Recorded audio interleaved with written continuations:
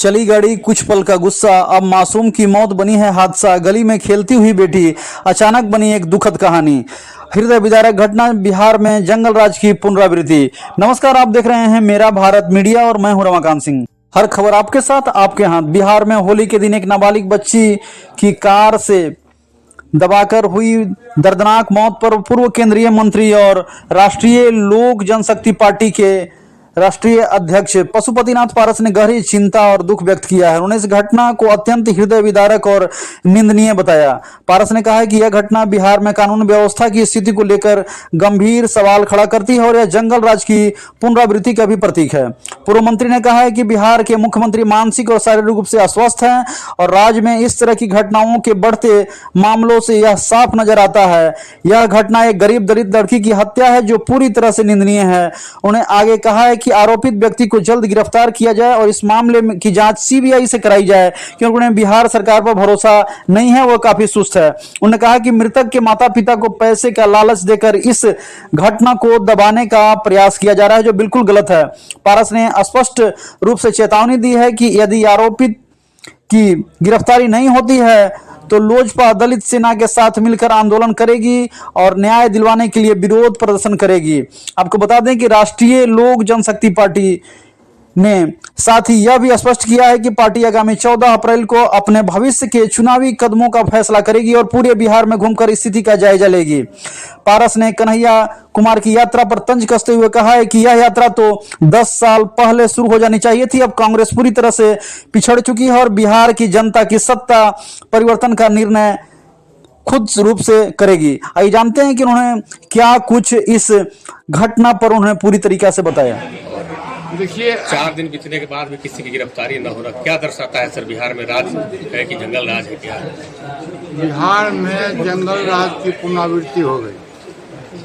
2005 के पहले जो लोग कहा करते थे उससे भी अधिक भयावह स्थिति हो गया। उसका एक कारण है कि बिहार के तमाम लोग जानते हैं कि बिहार के जो माननीय मुख्यमंत्री श्री नीतीश कुमार जी हैं वो मानसिक रूप से और शारीरिक रूप से अस्वस्थ है और बिहार में क्या घटना घटती है नहीं घटती है उनको नॉलेज ये बात ज़्यादा भी नहीं है, उनको पता भी नहीं चलता। होली के दिन इस ढंग की घटना और ये सरकारी पार्टी जो उनके लाइफ पार्टनर हैं, लाइफ साथी हैं, भारत सरकार में मंत्री हैं, सब लोगों को पता है। उनके पार्टी के पहले जिलाध्यक्ष थे मनोज सिंह जी और नवीनगर से 2020 में रफीगंज से 2020 में चुनाव भी लड़े विधानसभा का और उनके सुपुत्र के द्वारा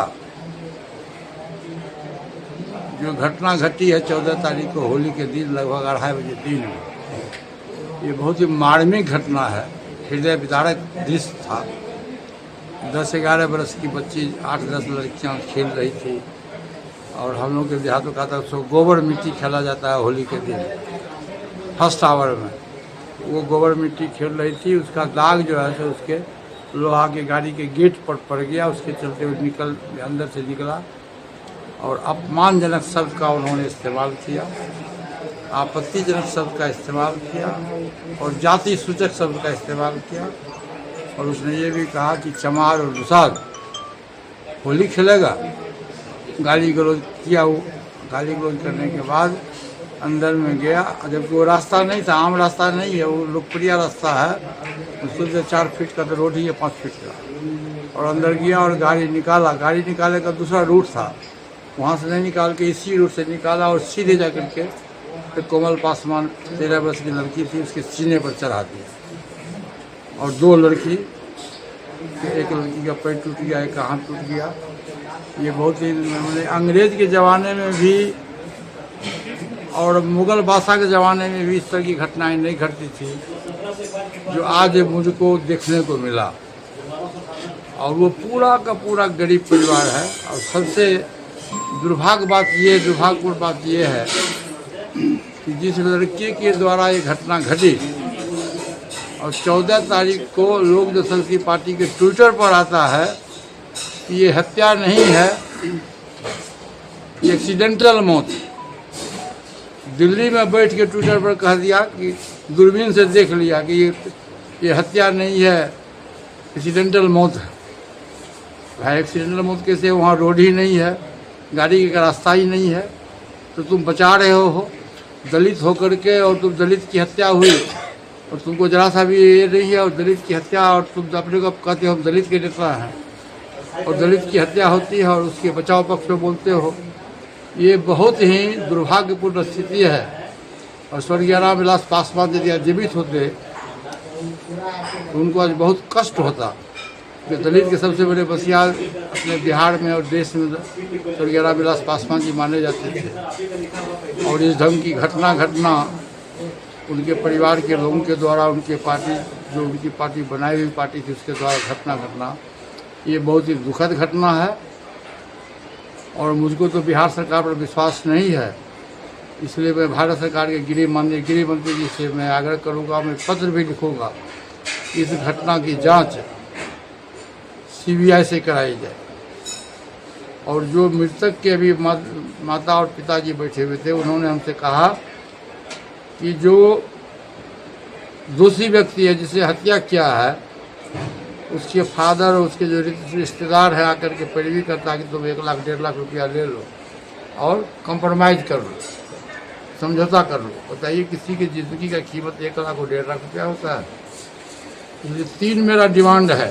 एक है कि सीबीआई से इसकी जांच कराई जाए, दूसरा है कि जो दलित परिवार से जो मृतक को जो मुआवजा मिलता है वो मुआवजा बिहार सरकार दे, और तीसरा है जिस व्यक्ति जो हत्यारा है उस हत्यारा को विलम्ब बिहार सरकार गिरफ्तार करे। यदि यहाँ से भागा हुआ है तो कोर्ट से आदेश होकर के उसके घर का कुर्की जब्ती करे। और मैं कल महामहिम में राज्यपाल महोदय से शिष्टमंडल हम लोग मिलेंगे, अब मिल के इस घटना की जानकारी मैं उनको दूंगा, मैं एक ज्ञापन दूंगा। यदि इसके बाद भी गिरफ्तारी नहीं हुई तो हमारा एक सामाजिक संगठन है, स्वर्गीय रामविलास पासवान जी के द्वारा बनाया हुआ संगठन है दलित सेना, वो सामाजिक संगठन है। और उसका काम है कि जहाँ कहीं भी पासवान जी कहते थे कि दलितों पर अत्याचार होगा तो हम सड़क और संसद तक हम इसकी घोर विरोध करेंगे। हमारे दलित सेना के प्रदेश अध्यक्ष है ये हमारे साथ में मौजूद है, घनश्याम दाहा जी है, और प्रधान महासचिव है रणजीत पासवान जी हैं, दोनों आदमी मौजूद हैं। और छात्र के हमारे राष्ट्रीय अध्यक्ष आकाश यादव भी हैं, और बहुत से हमारे हाजीपुर के साथी लोग हैं। तो मैं यदि मांग नहीं पूरी की गई तो कल से दलित सेना की तरफ से धरना और प्रदर्शन किया जाएगा।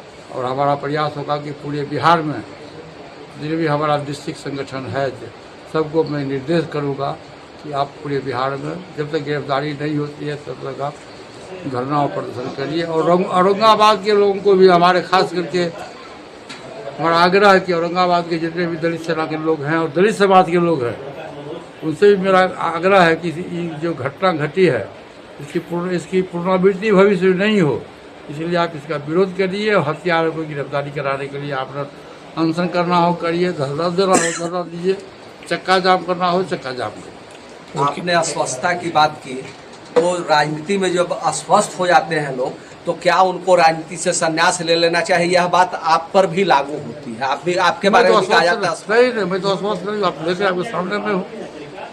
कौन कहता कि हम अस्वस्थ हैं? कौन कहता कि मानसिक तनाव में हमें? वो अस्वस्थ है तो उन्हें संन्यास अरे पूरे बिहार के लोग कह रहा है, मैं क्या कहूँगा? प्रेस मीडिया के साथी से पूछिए आप। प्रणाम करना चाहिए किसको? प्रणाम करते हैं किसको? अशोक चौधरी के पिताजी के पुण्यतिथि में गए, माला पर किसको किए? अशोक चौधरी जी को गला में माला पिन्हा दी। आर के सिंह जी के यहाँ गए, उनके किसी फंक्शन में माला पिन्हा दी आर के सिंह जी को।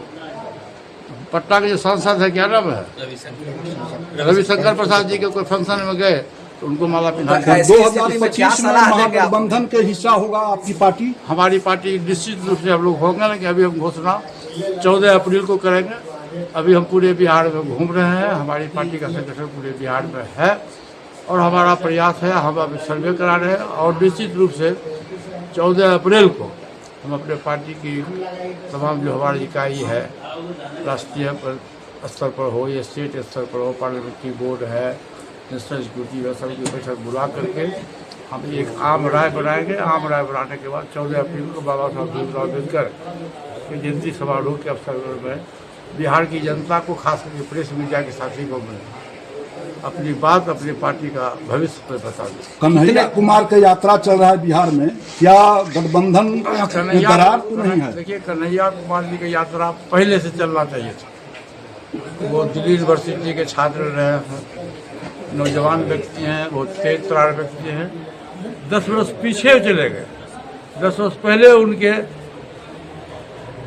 इस्तेमाल करना चाहिए था उनको। कांग्रेस पार्टी के लोगों को 10 वर्ष पहले से कन्हैया कुमार जी का इस्तेमाल करना चाहिए। राजनीतिक गलियारे में चर्चा है कि कन्हैया कुमार की यात्रा से राजद के लोग खुश नहीं है, प्रसन्न नहीं है। इसलिए किसके यात्रा से कौन खुश है, कौन नाराज है, मैं नहीं जानता। लेकिन बिहार की जनता सर्वोपरि है। सत्ता परिवर्तन का अधिकार बिहार की जनता को है। बैलेट से बेसी ताकत बुलेट से बेसी ताकत बैलेट में होता है। और बिहार की जनता इतना जरूर समझदार है कि कौन अच्छा है और कौन बुरा है। जब समय आएगा, जब चुनाव आएगा बिहार विधानसभा का 2025 में, तो बिहार की जनता उचित फैसला कर देगी। आपने 14 अप्रैल को कहा कि मैं तय करूंगा कि क्या होगा, पार्टी का क्या होगा, क्या कैसे चुनाव लड़े। तो आपकी पार्टी बिहार में कितने सीटों पर चुनाव लड़ने की तैयारी कर रही है? अभी हम कैसे घोषणा करेंगे, आप बोलिए। फिर भी नहीं, मैंने आपसे कहा कि जब हम घोषणा करेंगे, तो हम पूरे बिहार में घूम रहे हैं। अभी तक 15वां जिला हम घूमे हैं, रेस्ट जिला भी बाकी है। वहाँ हम घूम भी रहे हैं और हम सर्वे भी करा रहे हैं अपने पार्टी की तरफ से कि कौन जिताऊ उम्मीदवार है और कौन टिकाऊ उम्मीदवार है। जिताऊ भी हो, टिकाऊ भी हो, उसमें हम लोग चिन्हित कर रहे हैं। बड़ी पार्टी आरजेडी बड़ी पार्टी है, महागठबंधन बड़ी पार्टी है, तो हम उसमें, हमारी पार्टी छोटी पार्टी है, तो हम लोग आपस में बैठेंगे। आपस में बैठ के जो सम्मानजनक समझौता होगा वो मैं कर लूँगा। तब मैं आपको 14 अप्रैल को भी बता दूँ। सर, एक अंतिम सवाल है सर। हाँ, बोलिए सर। SC/ST एक्ट के दुरुपयोग भी लोग कर रहे हैं। कुछ तो SC/ST एक्ट सही है और कुछ गलत फर्जी मुकदमे भी हो रहे हैं। तो इसके लिए दलित समुदाय के लोग सड़क पर आना चाहिए या नहीं? आपने बहुत अहम, बहुत बड़ा मुद्दा आपने उठाया। ये बात सही है कि SC और ST एक्ट जो है, उसका बड़े बड़े लोगों के द्वारा और बड़े बड़े पदाधिकारियों के द्वारा दुरुपयोग किया जा रहा है। आप देखिएगा कि जितना रिजर्वेशन का कोटा है, आपको 3rd ग्रेड 4th ग्रेड में भी अभी तक नहीं भरा गया। क्लास 1 क्लास 2 की बात तो छोड़ दीजिए। दलित को मोहरा बना करके सामने में रख करके उस पर दलित पर केस कर दिया जाता है दूसरे लोगों पर कि हम पर दलित अत्याचार किया। ये काम देखना बिहार सरकार का काम है। और बिहार सरकार को निश्चित रूप से इस पर अमल करना चाहिए और देखना चाहिए।